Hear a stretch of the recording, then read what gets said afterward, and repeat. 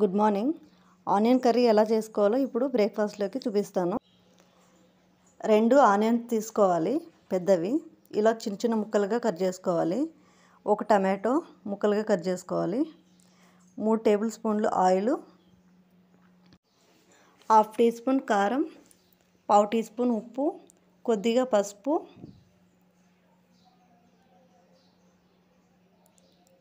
కొద్దిగా కొత్తిమీర,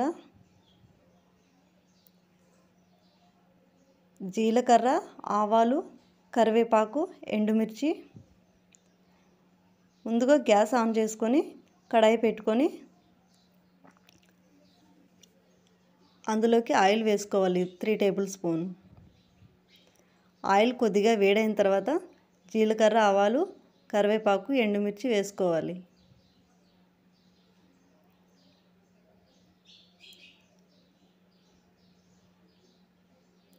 తర్వాత చిన్నగా కట్ చేసుకున్న ఆనియన్స్ వేసుకోవాలి.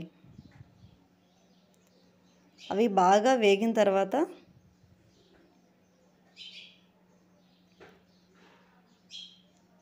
టమాటోల్ని వేసుకోవాలి.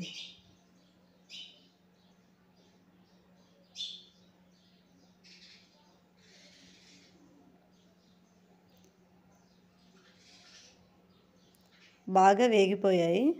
ఇప్పుడు కారం, పసుపు, ఉప్పు వేసుకోవాలి.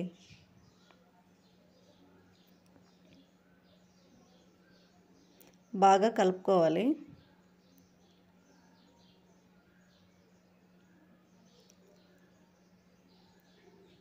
బాగా వేగిపోయిన తర్వాత కొత్తిమీర వేసుకోవాలి.